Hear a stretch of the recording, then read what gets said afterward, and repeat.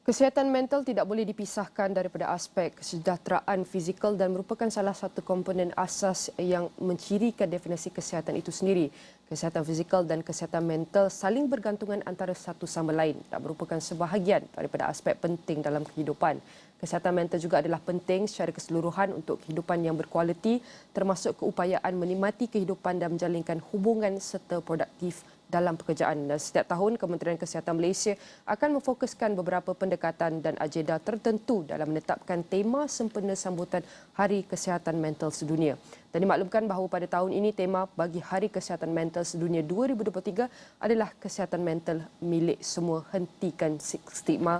Dan saya akan bawakan iaitu tetamu yang sudah bersedia dalam studio untuk mengulas lebih lanjut. Kita mempersilakan Dr. Azizul Awaluddin, merupakan pakar perubatan Psikiatri Hospital Putrajaya. Saya nak ucapkan terima kasih Dr. Azizul kerana sudi meluangkan masa bersama kami. Sudah tentu apabila bercakap mengenai kesihatan mental ini adalah, kita boleh cakap adalah perkara yang sensitif, tapi adalah perkara yang krusial perlu kita sentuh. Untuk pembukaan bual bicara kita, mungkin Dr. Azizul boleh kongsikan pada awalnya apakah stigma kesihatan mental dan bagaimanakah tema yang dibawakan oleh, kita boleh cakap oleh Kementerian Kesihatan ini tentang Kesihatan Mental Sedunia 2023. Mengapa ia menjadi fokus KKM sendiri? Terima kasih Nina. Okay, Assalamualaikum warahmatullahi taala wabarakatuh. Ya, so apabila kita lihat montaj sebentar tadi, kita dapati bahawa isu kesihatan mental ini bukan mudah untuk dibicarakan di tempat awam.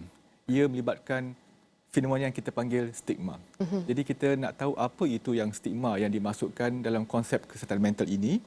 Ia merupakan satu sikap individu ataupun pandangan yang negatif yang dipegang oleh individu ataupun masyarakat kepada mereka yang mempunyai masalah kesihatan mental. Ini boleh mengakibatkan sikap diskriminasi, prasangka dan mereka ini dipinggirkan kerana mereka ada masalah mental, menyebabkan golongan ini sukar untuk mendapatkan bantuan, sokongan ataupun mengambil bahagian dalam aktiviti di masyarakatnya.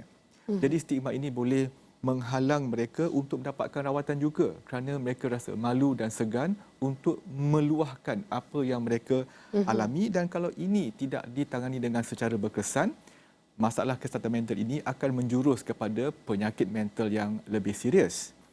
Sebab itulah tema tentang sambutan Hari Kesihatan Mental ini sentiasa menjurus kepada lebih kepada kesedaran kepada masyarakat awam umumnya untuk peka dan memberi sikap prihatin kepada mereka yang mempunyai masalah kesihatan mental.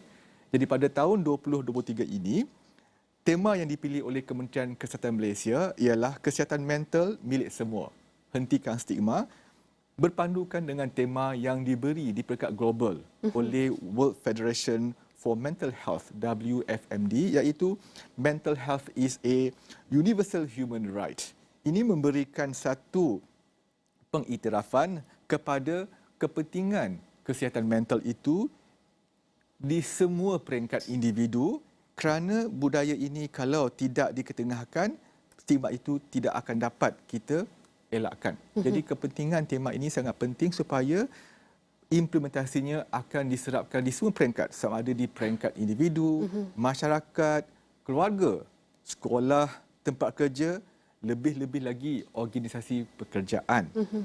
Ini berpandukan dengan dapatan-dapatan kajian yang KKM telah adakan setiap tahun untuk platform kesihatan mental. Saya bawa di sini contoh yang kita ada, kajian mobility kesihatan mental pada 2019 mendapati bahawa 2.3% rakyat Malaysia dewasa mengalami penyakit kemurungan. Negara kita ingin mencapai ke tahap negara maju seperti Amerika Syarikat, Australia. Ya? Tetapi negara maju ini mereka mempunyai indeks yang tinggi untuk orang yang mengalami kemurungan. Jadi adakah Malaysia juga ingin menjadi champion negara maju, juga champion dengan mereka yang ada kemurungan? Jadi dengan justru itu, kalau kita sedarkan kepada orang awam tentang kepentingan kesihatan mental ini, kita boleh lagi merendahkan prevalence ini supaya kita tidak sama dengan nilai kesihatan mental yang rendah di kalangan negara-negara maju. Dan dapatan pada tahun 2022 juga mendapati bahawa 1 daripada 8 remaja kita pernah terfikir untuk mencederakan diri ataupun membunuh diri. Ini satu perkara yang ibu bapa perlu risau. Dan dapati juga 1 daripada 10 remaja yang pernah kita jalankan kajian pernah mencuba sesuatu untuk mencederakan diri mereka. Sama ada mereka mengambil ubat-ubatan yang tertentu secara berlebihan ataupun menyebabkan kecederaan fizikal dengan disebabkan oleh isu kesihatan mental ini. Jadi ini sangat membimbangkan kita dan usaha yang proaktif perlu dilakukan mulai sekarang. Jadi usaha yang proaktif itu perlukan tanggungjawab pihak berkepentingan. Kita boleh cakap tanggungjawab kita semualah. Jadi siapakah kita boleh cakap yang memain peranan penting dalam melaksanakan usaha ini semua? Ramai. Ya, sepatutnya kita boleh katakan kesihatan mental ini ialah bisnes semua orang. Tapi apabila kita bercakap dalam dasar negara, kita di tingkat dasarnya Kementerian Kesihatan adalah orang yang memberikan perancangan, dasar dan polisi bekerjasama dengan banyak agensi bukan kerajaan ataupun agensi kerajaan yang saya boleh namakan sini.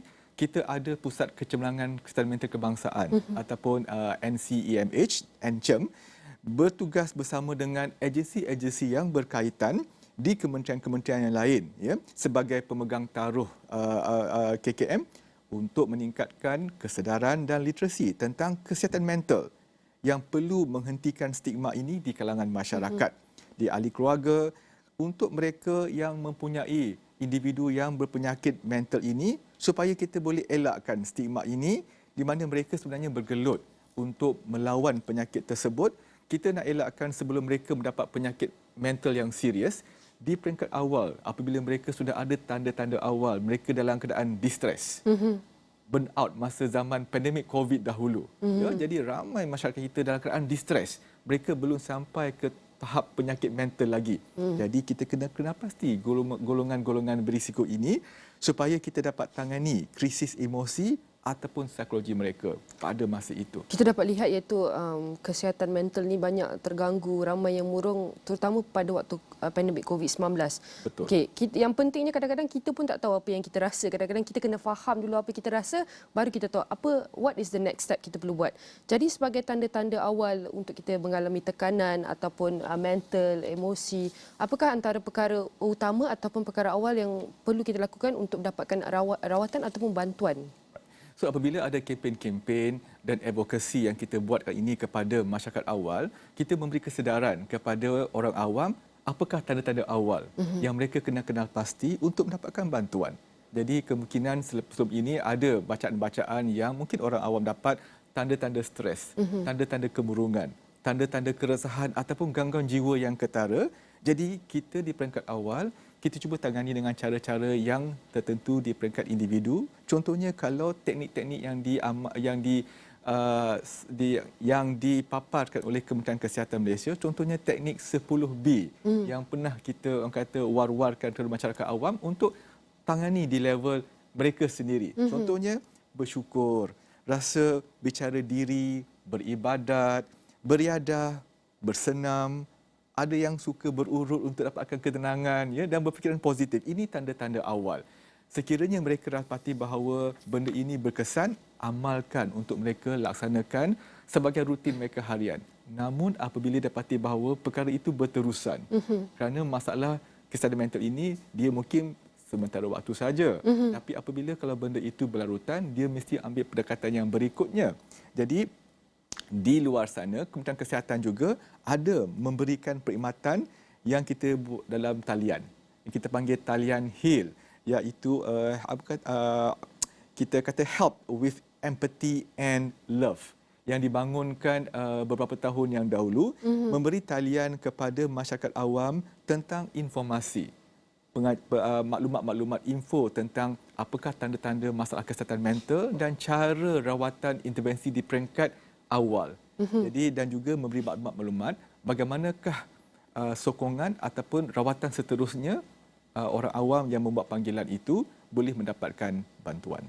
Baik, kalau kita nak cakap mengenai intervensi awal tu, adakah perlu tunggu lama ke? Tapi kita tahu benda ni adalah perkara yang mendesak. So macam mana kita nak tangani perkara itu, macam mana? Right. Okey, alhamdulillah Kementerian Kesihatan menyediakan banyak fasiliti-fasiliti kesihatan di seluruh negara, dari Perlis hinggalah Sabah. Kita dapat lebih kurang 1,000 lebih klinik kesihatan di merata tempat untuk orang awam datang tanpa membuat temujanji awal. Mereka boleh pergi begitu saja untuk mendapatkan kepastian tentang masalah yang mereka hadapi. Di peringkat awal, rawatan mungkin boleh diberikan serta-merta di situ. Di peringkat awal, sama ada dalam bentuk psikoterapi, kaunseling, teknik-teknik tertentu untuk menangani stres dan kemungkinan rawatan ubatan. Andai kata sekiranya kalau perkara itu sampai ke risiko yang mungkin mencurigakan, rawatan akan dirujuk kepada pihak hospital untuk rawatan yang lebih intensif.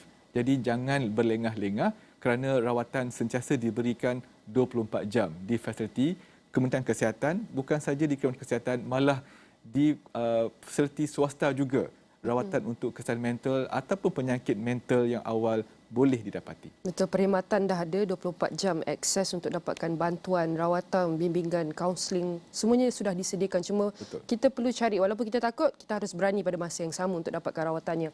Mungkin Dr. Azizul boleh kongsikan antara pesanan sebagai pesanan untuk menjayakan objektif kempen kesihatan mental milik semua dan juga hentikan stigma ini. Okey. So platform media seperti ini salah satu cara bagaimana kita boleh mencanangkan kepentingan kesihatan mental ini kepada orang awam, di mana tanpa pelibatan individu, masyarakat, keluarga, ketua komuniti ataupun majikan ataupun di mana-mana kementerian, usaha untuk menangani stigma ini tidak akan berkesan. Jadi kita mencanangkan supaya let's talk. Jangan simpan perasaan anda. Anda kata anda tahu anda perlukan bantuan dan pertolongan. Talian HIL sentiasa ada ataupun pergilah ke mana-mana fasiliti kesihatan untuk mendapatkan bantuan awal. Mungkin saya nak tambah sikit. Kalau kita tahu sekarang ni kan dengan dunia digital, social media, AI, memang kita tak dapat lari. Ramai yang akan dapat maklumat, mereka identify mereka terus social media. So mereka dapat tahu okey mereka ada kriteria simptom ini, so mereka sudah identify perkara ataupun kesihatan mereka di tahap begitu. Jadi macam mana untuk kita nasihatkan kepada mereka, okey, social media tak bermakna mereka salah. Mereka juga berguna memberikan kita input, info untuk kita memahami sesuatu keadaan ataupun sesuatu situasi itu dengan lebih jelas. Jadi bagaimana pandangan Dr. Azizul mengenai perkara ini? Teknologi terkini banyak faedah tertentu dalam aspek kesihatan. Seperti yang Nina cakap tadi tentang mereka boleh menepasti tanda-tanda yang mereka ada untuk mereka melihat sama ada mereka termasuk dalam golongan yang berisiko. Jadi contohnya dalam My Sejahtera yang kita ada sekarang, aplikasi tersebut ada satu button My Minda di situ yang membolehkan orang awam melihat apakah tanda-tanda yang ada pada mereka dan mereka boleh mendapat sesuatu jawapan di belakang itu, mereka dalam kategori yang berisiko atau tidak. Maka apabila kalau mereka dapati bahawa mereka adalah golongan berisiko, saranan kita ialah dapatkan bantuan profesional untuk menjelaskan dan mencerahkan apakah yang sebenarnya berlaku dan sekiranya intervensi ada, kita akan salurkan. Jadi pendekatan teknologi ini sangat berguna tanpa mereka pergi ke akses directly kepada tempat fasiliti tersebut dengan membuat saringan awal secara digital ataupun maya. Mereka boleh dapat tentukan tahap kesihatan mereka dan seterusnya mereka boleh buat pilihan nak pergi ke mana. Kementerian Kesihatan ataupun swasta. Janji mereka bersedia dan tidak ada stigma untuk menyatakan inilah masalah mereka. Kerana penyakit kesihatan mental atau penyakit mental ini, dia merupakan penyakit yang sama, kita boleh ibaratkan macam mereka ada kencing manis, darah tinggi ataupun sawan. Jadi tidak ada stigma untuk penyakit Penting begini. walaupun kita tak nampak. Betul. Ya, sakitnya bukan secara fizikal tapi tidak dapat nak dijelaskan pada orang ramai. Betul. Kesihatan mental itu adalah sama penting seperti kesihatan fizikal, tidak dapat dipisahkan. Oleh kerana kita tidak nampak, tidak bermakna ia penting. Oleh itu pentingnya dengan perkongsian oleh Dr. Azizul ni untuk kita hentikan stigma kesihatan mental ini untuk tidak takut. Walaupun ada takut, kita harus berani pada waktu yang sama untuk dapatkan bantuan ataupun rawatan yang sebetulnya. Sekali lagi saya nak ucapkan terima kasih kepada tamu kita dalam studio merupakan Dr. Azizul Awwaluddin, merupakan pakar perubatan psikiatri Hospital Putrajaya. Sudah tentu semua perkongsian ini akan kami rangkumkan dalam astroawani.com dan semua platform digital Astro Awani.